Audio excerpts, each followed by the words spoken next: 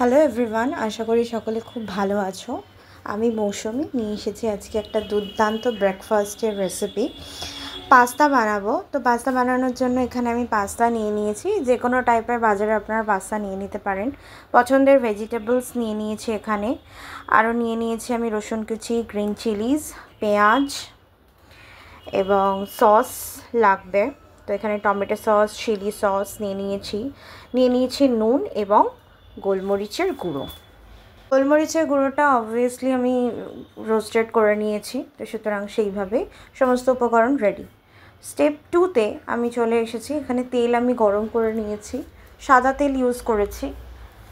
তো এর মধ্যে দিয়ে দেবো আমি কুচনো রসুন এবং কুচনো লঙ্কা। তেলের ছিটা কিন্তু মারাত্মক আসতে পারে, তো সাবধানে। তো এটাকে একটু সতে করে নেব। সতে করে নিয়ে সাথে সাথে আমি দিয়ে দেবো এখানে কুচনো পেঁয়াজ। পেঁয়াজের পরিমাণটা কম বেশি আপনারা দেখেই দেবেন। এখানে পেঁয়াজের পরিমাণটাকে দেওয়া হয়েছে। তো ভালোভাবে পেঁয়াজ কুচিগুলো এখানে দিয়ে দেওয়া হচ্ছে। যতক্ষণ না পেঁয়াজের কালারটা একটু চেঞ্জ হয়ে আসছে ততক্ষণ পর্যন্ত এটাকে ভালো করে নাড়াচাড়া করতে হবে। কিন্তু খুব সুন্দর এই সময় দেখবেন রসুনের একটা দারুণ স্মেল আসছে, অত্যন্ত ভালো। পেঁয়াজটা ভাজা ভাজা হয়ে আসলে এরপরে কেটে রাখা আপনাদের পছন্দের ভেজিসগুলো দিয়ে দেবেন। আমি এখানে ব্যবহার করেছি গাজর আর বিনস। আপনারা চাইলে এখানে ক্যাপসিকাম ব্যবহার করতে পারেন, আরও আপনাদের পছন্দের মতো ভেজিস এখানে ব্যবহার করতে, ইভেন অনেকে আলুও ব্যবহার করে। তো আলুটা আমি স্কিপই করেছি। তো এটাকে ভালো করে নাড়াচাড়া করব। নাড়াচাড়া করতে করতে একটু কালারটা চেঞ্জ হয়ে আসলে তখন এরপরে এখানে আমি দিয়ে দেবো পরিমাণ মতো নুন।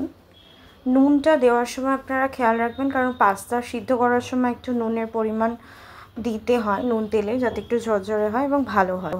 ভাজা ভাজা হতে থাকলে এর মধ্যে দিয়ে দেবো গুঁড়িয়ে রাখা আমার কালো মরিচ মানে গোলমরিচ। গোলমরিচের পরিমাণটা এখানে অল্প দেবো। তারপর পাস্তা যখন আমরা সতে করব তখন আরও একটু গোলমরিচ এখানে দিয়ে দেবো। ভালো করে গোলমরিচ দিয়ে নাড়াচাড়া করব। গোলমরিচ দিয়ে নাড়াচাড়া করার পরে এখানে আমি যে সসটা নিয়ে নিয়েছিলাম, টমেটো সস, চিলি সস, তো সেই সসগুলোকে এখানে অ্যাড করে ভালো করে নাড়াচাড়া করে নেব। সস দেওয়ার পর হালকা একটু এর মধ্যে যে তেলটা ছেড়ে আসবে এবং একটা গ্রেভি থকথকে ভাব আসবে, সেই সময় আমি দিয়ে দেবো আমার সিদ্ধ করে রাখা পাস্তাটা দিয়ে ভালো করে নাড়াচাড়া করব। পাস্তাগুলোকে ভালো করে দিয়ে দেবো। দিয়ে এবার সমস্ত কিছু নাড়াচাড়া করব এবং এই পাস্তার মধ্যে আরেকটু গোলমরিচ পরে অ্যাড করে দিতে হবে, সেটা পরে আসছে। ভালো করে গোলমরিচটা দিয়ে দেবো, কারণ হাফ ওখানে ভাজার সময় দেওয়া হয়েছিল সবজিতে এবং হাফ এখানে ব্যবহার করব। ইটস অলমোস্ট রেডি টু ইট। তো গরম গরম পাস্তা পরিবেশন করুন। সাথে এখানে একেবারেই অপশনাল চিলি ফ্লেক্স দেওয়াটা। তো চিলি ফ্লেক্স আপনারা ব্যবহার করতে পারেন, যদিও বাচ্চা থাকে তাহলে এই চিলি ফ্লেক্সের ব্যবহার না করাই ভালো। তো বাচ্চাদের স্ন্যাক্সে কিংবা ব্রেকফাস্টে দারুণ একটা জিনিস। তাহলে আমার ভিডিওটি ভালো লেগে থাকলে অবশ্যই লাইক করবেন, নতুন হয়ে থাকলে চ্যানেলে অবশ্যই সাবস্ক্রাইব করবেন এবং নতুন নতুন ভিডিও পেতে আমার চ্যানেলটিকে লক্ষ্য রাখবেন। Thank you.